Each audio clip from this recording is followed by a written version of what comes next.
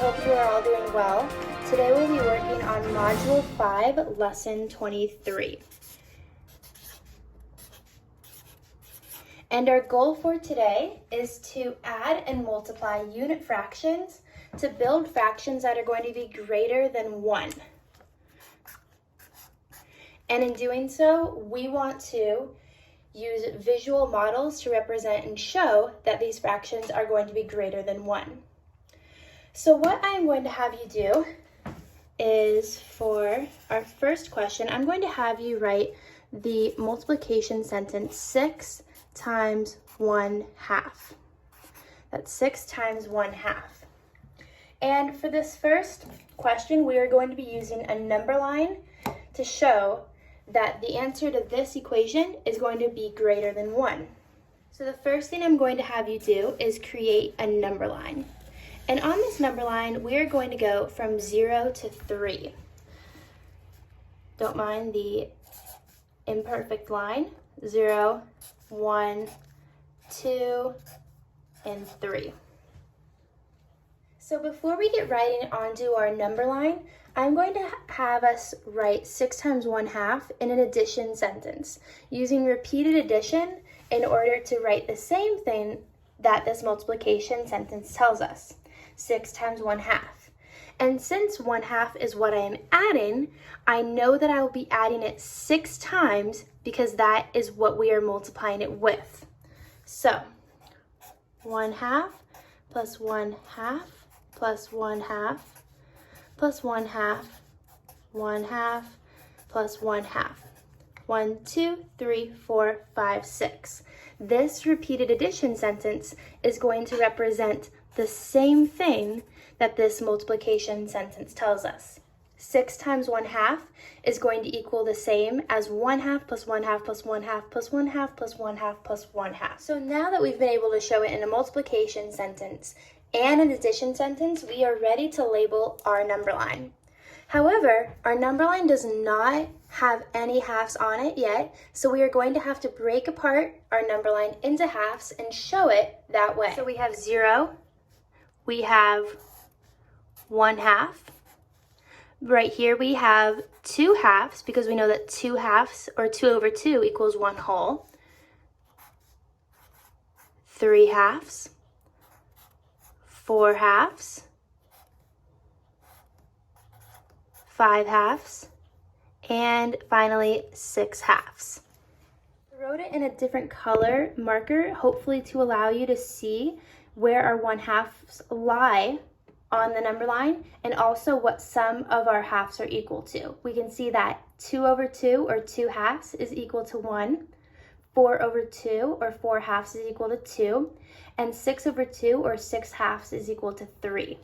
So on top of our number line, I'm going to use a red marker and an arrow to show how many halves we need to get to our answer. Let's start at 0. We have 1/2, 2/2, 3/2, 4/2, 5/2, and 6/2. So you can see I've multiplied a half 6 times.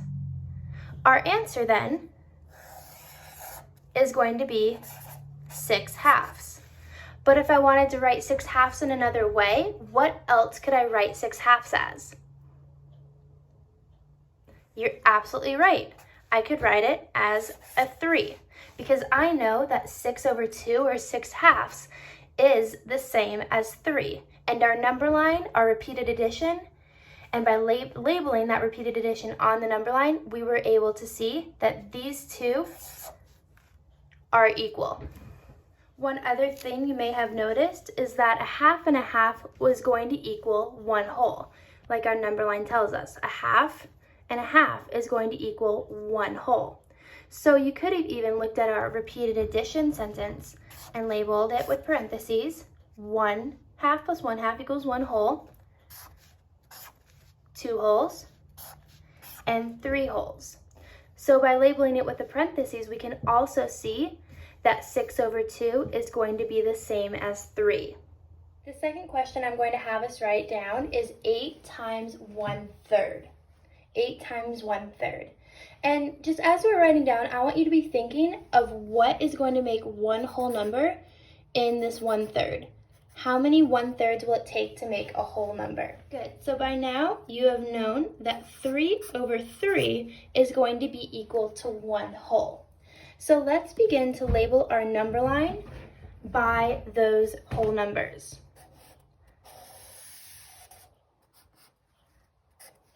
We're going to start with 0/3. The next number on our number line, or next fraction on our number line, is going to be 3/3.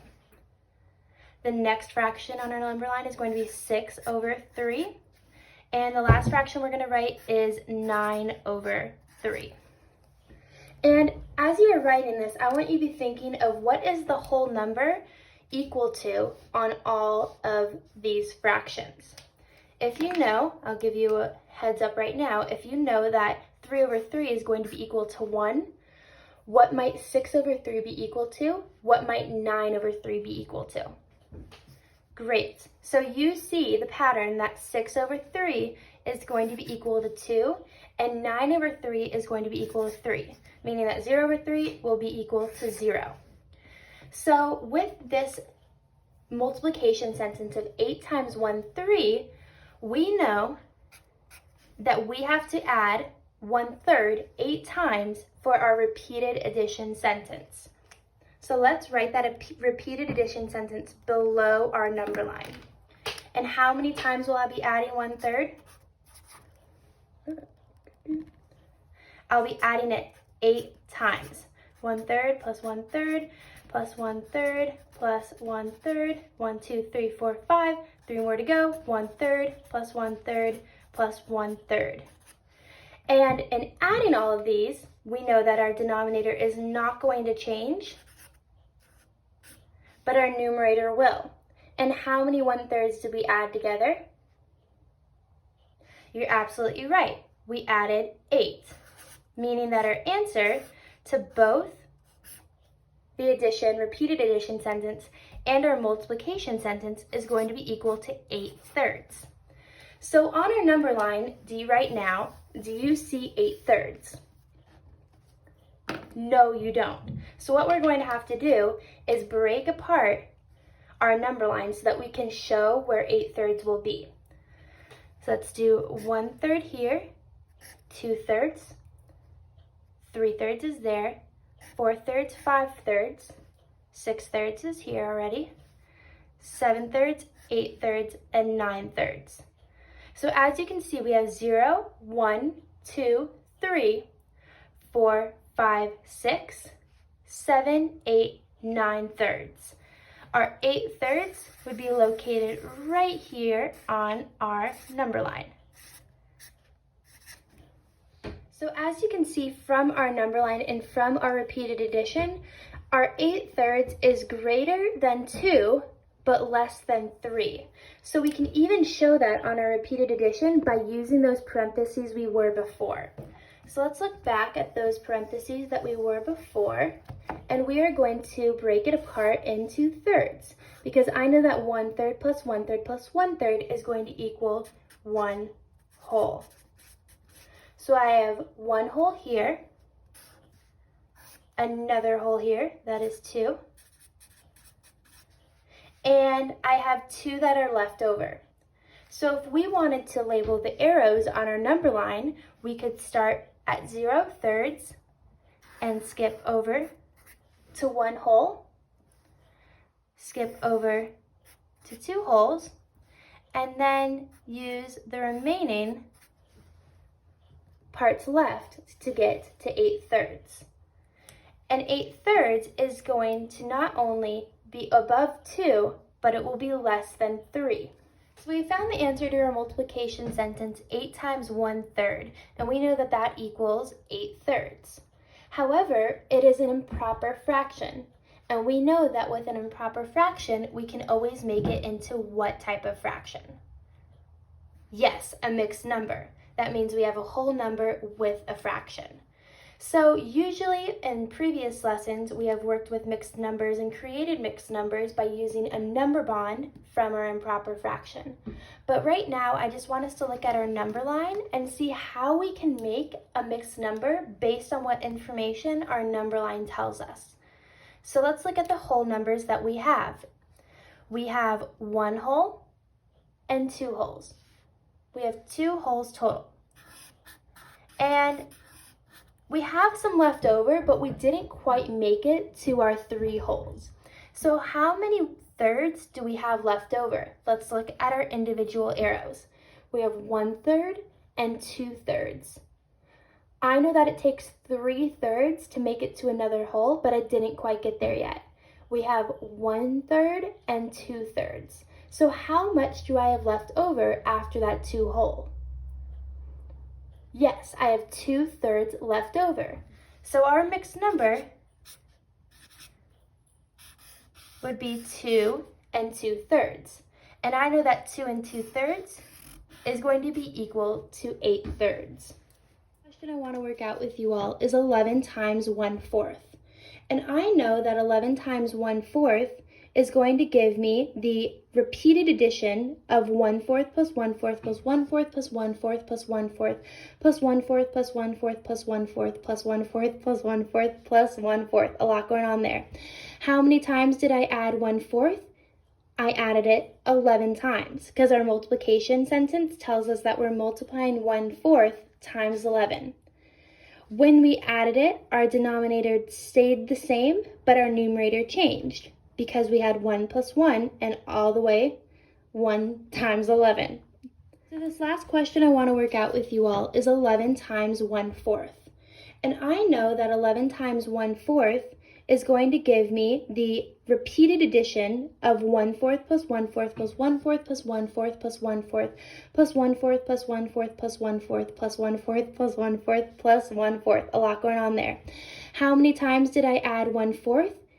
I added it 11 times because our multiplication sentence tells us that we're multiplying 1/4 times 11. When we added it, our denominator stayed the same, but our numerator changed because we had 1 plus 1 and all the way 1 times 11. So how many times did I add 1/4? I added it 11 times. When we added our fraction, we know that our denominator stays the same, but our numerator is going to change. And I'm adding our numerator of 1 11 times, giving us the sum in this fraction repeated addition sentence of 11/4. But we still have yet to show how we got our answer. So what I'm going to have us do is below, I want us to create our number line.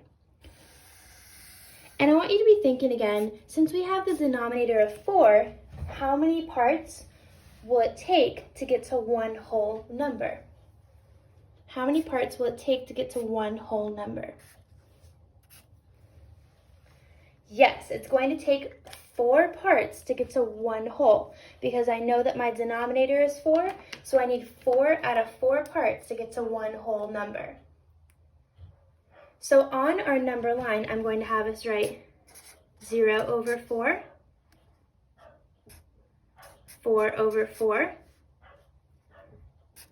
8 over 4, and then 12 over 4. This is not to scale at all.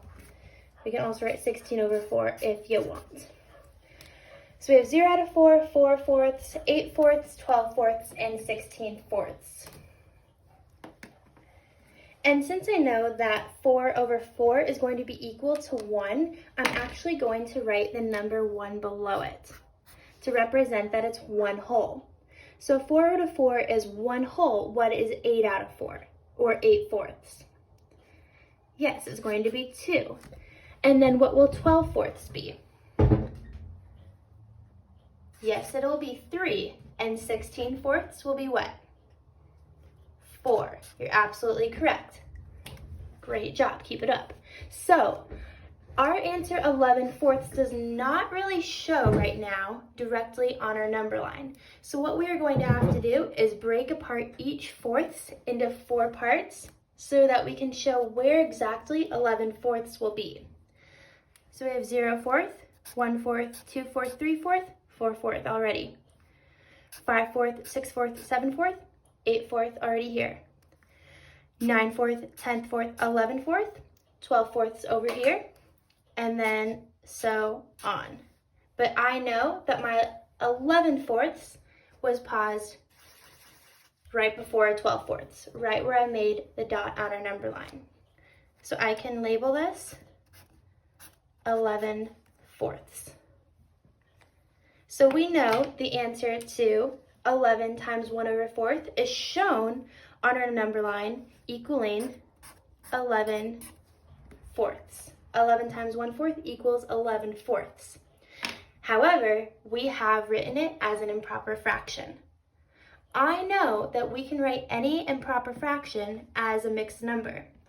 So we are going to use our arrows on our number line to show how we can write it as a mixed number. Remember, it takes 4 parts to get to 1 whole, so let's see how many wholes we can have for this mixed number. We have 1 whole, 2 wholes. Are we able to make it to 3 wholes? No, we are not. So I'd go 1, 2, 3, and we have landed right on 11/4. So I know from our arrows on our number line that 11/4 can be equal to 2 wholes, 1, 2, and then 3 out of 4 parts, because we have 1, 2, 3 individual arrows on between our 8/4 and our 12/4. So that's 2 wholes and then 3 out of the 4ths left over. We could also show that on our addition sentence. So our repeated addition sentence lets us know that 4 parts of 1/4 is going to be equal to 1 whole. So I can take 1, 2, 3, 4, and that's 1 whole. 1, 2, 3, 4, and that's 2 whole. And what do I have left over? I have 1/4 plus 1/4 plus 1/4, which I know gives me 3/4, equaling 2 wholes and 3/4. The next question I want to go over with you is 13 times 1/5. 13 times 1/5. So, using our repeated addition sentence, how many times will I be adding 1/5 to show the multiplication sentence of 13 times 1/5? Yes, I'll be adding 1/5 13 times. So let's do it. Okay, so here I've added 1/5 13 times. We know that when we add, our denominator does not change if it's the same, but our numerator does, giving us the total of 13/5.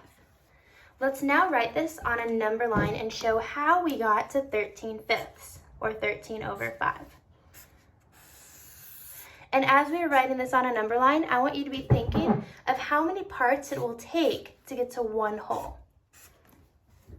We are going to start by doing 0/5, 5/5, 10/5, and then 15/5. So it's 0/5, 5/5, 10/5, and 15/5.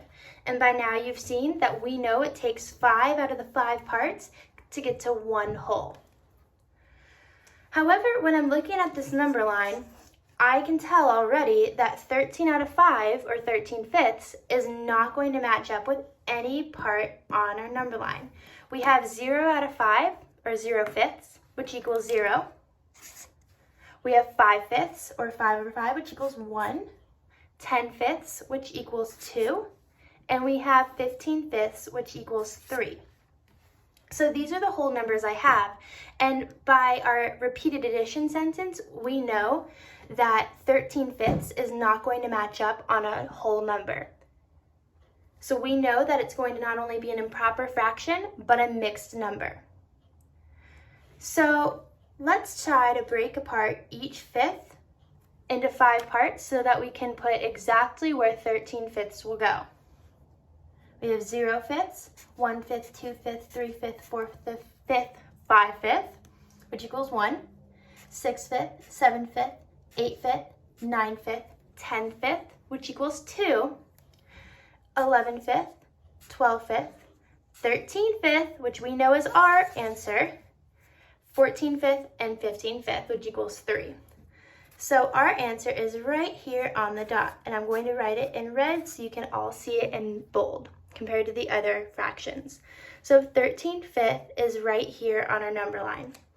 And now let's use our arrows to see what our answer can be written in when we write it in a mixed number. Because I know that 13/5 is greater than 2, but it's going to be less than 3. So by using these arrows, we can show how 13/5 will be a mixed number. We have 1 whole. We have 2 wholes. And are we able to make it to 3 wholes? No, because 13/5 comes before the 3 wholes or 15/5. So what I need to do is individually write our arrows until we get to 13/5. So I know that I have 1 whole, 2 whole, and then how many parts of the 5th do I have left over? Yes, I have 3 out of the 5 parts left over, making our mixed number 2 3/5. Again, one other way you can show this is by writing your parentheses on your repeated addition sentence. So let's do that again. We know that it's going to take 5 parts to get to 1 whole. So let's count by ones until we get to 5 so we can make our 1 whole. 1, 2, 3, 4, 5. 1 whole. 1, 2, 3, 4, 5. 2 wholes. And what is left over? 1, 2, 3. So 1/5 plus 1/5 plus 1/5 is going to give us 3/5. And these 2 parentheses are going to give us 2 wholes, making our answer to 13 times 1/5, 2 3/5. I hope this helped you practice your multiplying and adding to show how fractions are greater than 1. Remember, you can always repeat this video, pause, or write down. You can always reach out to me with any other questions that you may have, and I hope you have a great Wednesday. Bye-bye, class.